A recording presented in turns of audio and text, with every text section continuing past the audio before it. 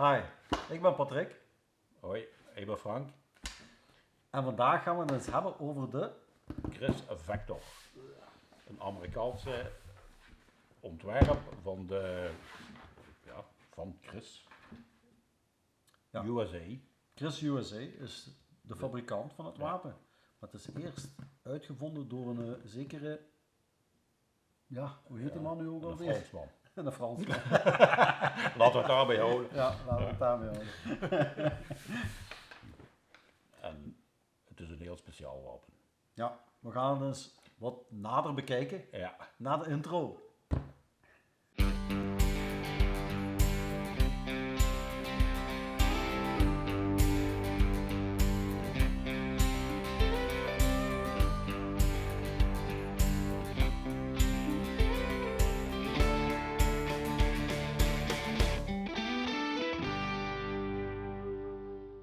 Ja. Rick. Het wapen is, wacht, we gaan het eerst eens even leegmaken. Leegmaken, dat zit in de zin. Dus het wapen is leeg. Leeg. Ja. Voor alle zekerheid. Ja. Safety first. Hè? Dat zeker. In de Amerikaanse versie is het volautomatisch. Ja. Bij Maar hier hier in België. is het een beetje gelimiteerd Ja. tot halfautomaat. Wat Ja, want zeker niet slecht Het is. is ook voorzien voor een geluidsdemper op te zetten. Ja. Is mogelijk. Normaal is de stok Inklapbaar. inklapbaar of heel verwijderbaar. Bij Maar deze bij zit deze hij is vast. die vast voor En kan die niet, ja, om voor de lengte te hebben voor een België te mogen, het wapen we mogen hebben eigenlijk. Hè. te mogen hebben, ja. Chris Vector heeft ook een pistol grip. Dat is ook wel heel fijn als je schiet. Ligt heel goed in de hand. Ja. En dan met dat extra handvatje hier aan de voorzijde kun je het wapen wel vrij goed vasthouden. Ja. Hoe is eigenlijk de trekker reset? En de reset is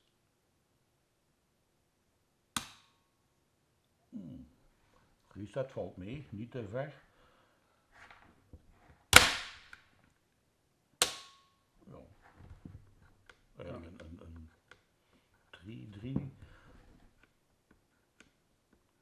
3 kilo trekker denk ik. Nee, Ik heb er geen idee van.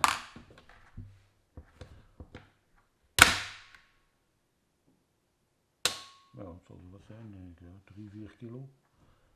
En de reset is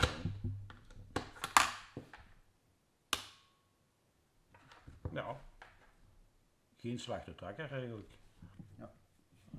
Dus, maar er zijn ondertussen wel al meerdere versies van gemaakt geweest. Dat is eerst door een Amerikaans bedrijf, TDI, ontworpen geweest. In 2007 denk ik. En daarna hebben ze dat, in 2011 hebben ze er een nieuwere versie van gemaakt, waar de grendel eigenlijk aan twee kanten kon gezet worden. Maar ja goed, dit wapen is al een Gen 2. Hoe schiet het eigenlijk, Patrick? Schiet het, is het een precisiewapen of Ik heb er een tijdje lang een Red Dot op gehad. En ik moet zeggen, op 25 meter kun je daar al heel mooie resultaten mee halen. het is eigenlijk meer bedoeld eigenlijk voor action shooting dan precisie schieten eigenlijk. Ja, echt precisie schieten denk ik niet. Alhoewel, als je er veel mee oefent, gaat je toch wel redelijk goed kunnen groeperen. Je schoten, de schoten kun je dan redelijk goed groeperen. Het wapen op zich is eigenlijk een beetje aan de zware kant. Maar het is wel zo dat het heel fijn schiet. Zeker met 9 mm, dat toch nog wel een redelijke terugslag geeft. En je kunt eigenlijk vrij snel achter elkaar een mooie groepering schieten. Ja, het is preciezer, omdat je hebt een kolf eigenlijk, wat je nog kunt uitleggen. Ja. Dus in de schouder staat het altijd vaster dan als je met een 9 mm gewoon met de handen moet schieten. Ja. Dus het is zeer compact. Ja, de design is eigenlijk meer Star Wars-achtig ding gewoon. Beetje futuristisch. Ja. Futuristisch als je naar de schietstand gaat en je haalt dat wapen uit, dan kijken ze wel eens wat te zeggen, wat is dat? Heeft die mee, hè? Maar over het algemeen, het schiet heel fijn. Wat ook nog een voordeel is, het magazijn eigenlijk wat gebruikt wordt, is een Glock magazijn. Dus eigenlijk, als je een Glock hebt, kun je je magazijn van de Glock perfect hierin gebruiken. Hetzelfde wat Glock of Glock 17? Dit is voor de Glock 17. 17 hè? Voor de Glock 17, ja. Zolang dat het 9 mm is in de Glock-reeksen, kun je ook dezelfde laders gebruiken. In de Chris, ja. Want voor de 45 ACP heb je een lader van een Glock 21 of zoiets nodig, dacht ik. Ja, goed, ja. Dus, maar voor de rest is het eigenlijk volledig compatibel met Glock-laders. Dus je hebt maar eigenlijk één type lader nodig voor zowel je handvuurwapen als voor dit wapen. Je kunt, als je niet zeker bent of het wapen heel ontladen is, of als er nog een kogel in de kamer zou zitten, hoeft je alleen de... Ja, hij is nu juist opgespannen. Dan hoef je eigenlijk maar gewoon aan de laadhendel te trekken. Dan gaat de kamer open en dan kun je kijken of er nog een kogel in de kamer zit. Bij de meeste halfautomaten moet je eerst de hele hendel naar achter trekken, maar bij de Chris niet. Laat het gewoon zo open en dan zie je dadelijk of er nog een kogel in zit. Dat is heel praktisch. Dus in de prijsklasse een redelijk duur wapen. Ja, dat toch wel. In vergelijking met andere soortgelijke wapens, pistoolkarabine, is het een redelijk prijzig wapen eigenlijk. Omdat het met het model en ja, een beetje de futuristische stijl. Ik denk niet dat er veel van deze wapens verkocht worden. Maar het is een hebbeding. Een hebbeding. Je hebt hier zo'n Magpul kolf die je dan eigenlijk kunt aantrekken. Als je die dan tegen je schouder zet en je neemt het wapen stevig vast, dan kun je eigenlijk wel vrij goed schieten en vrij gegroepeerd schieten. Want de terugslag van het wapen wordt eigenlijk gedempt door het speciale mechanisme wat hierin zit. Ja, want ik moet zeggen, het is maar een 5,5. Ja, 5,7. Nee, het is iets van een 12, 13 centimeter lange loop wat erin zit. Hè. Dus een kort loopje eigenlijk voor een geweer eigenlijk, wat ze hier in België moeten noemen. Er zijn pop-up sites op. Ja. Je kunt er ook een mooie red op zetten of een kijker. Maar een kijker is al vaak ook een goede red is eigenlijk. Een goede red is eigenlijk wel ideaal. Ja. En men kan er nog hier aan de zijkant, is er nog een rail voorzien die eventueel ook aan de andere kant kan gezet worden voor er een lampje op te zetten. Ja. Voor als je in een donkere kamer binnen gaat. We zullen het wapen eens demonteren voor te laten kijken hoe de grendel juist naar achter komt bij het afschieten van het wapen. Het wapen openen. Het gaat eigenlijk net heel gemakkelijk, hè? Heel gemakkelijk. 4 pannetjes. Hoeveel is dat de juiste? Voilà. Dus als je het wapen uit elkaar neemt, ja, het zijn 4 pannetjes. Ik heb er nu al 3 eruit gehaald. Het 4e pannetje, als ik dit eruit haal, dan gaat er dus eigenlijk het terugslagmechanisme gaat dan eigenlijk loskomen. Dus dit is eigenlijk de grendel met de slagpin. Dit is de grendel met de slagpin. En dit is eigenlijk het terugslagsysteem. wat normaal bij een AR of Ja. zit normaal dit in de kolf. Ja. En bij de Chris is dit zo ontworpen dat het hier op en neer gaat eigenlijk. Hè. Ja. Dus door de terugslag gaat dit naar zo en volgt dat eigenlijk En zijn weg naar onder toe. ja. Dus we zullen het wapen terug in elkaar zetten.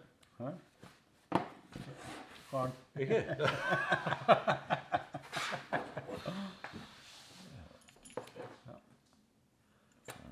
Dat is al goed, hè? In de gleuf. En dan dat achter in de andere gleuf. Voilà. En dan het pannetje. Zo, en het onderste gedeelte is al klaar. Kinderspel wil je zeggen, hè? Kinderspel. De loop naar voren. Ja, niet daar, hè. Hey. Voilà. Zo, de rest van de pennen erin.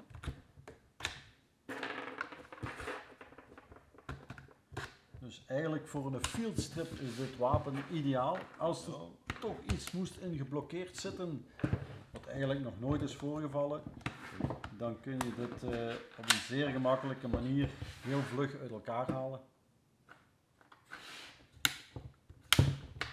Zo, voilà.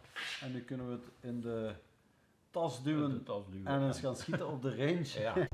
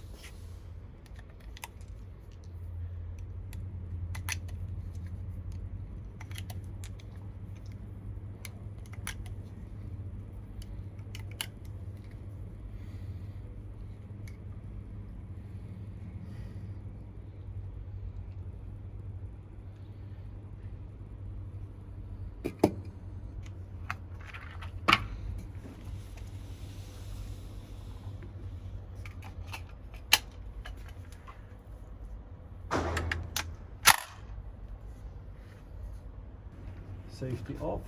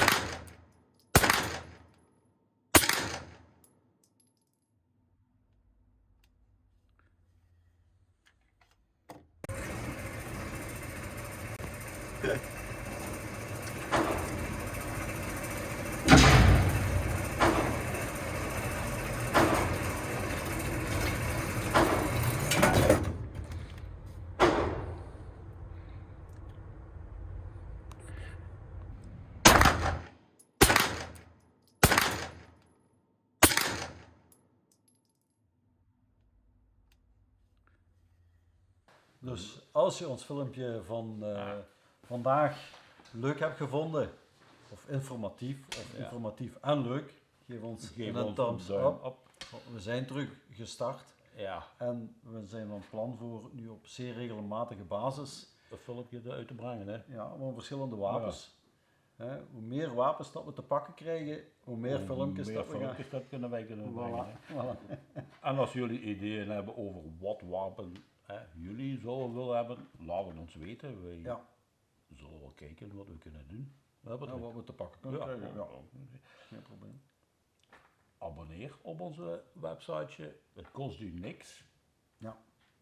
En wij zijn ermee geholpen. Wij zijn ermee geholpen. Dus hoe meer likes dat we krijgen, hoe meer views dat we krijgen, hoe beter voor ons. En hoe meer wij gemotiveerd zijn om nieuwe filmpjes te maken. Hè? Dus duimen en abonneren. En laat ons weten hetzelfde wat. Als je vragen hebt over wat wapen, wij en Patrick zoeken het uit.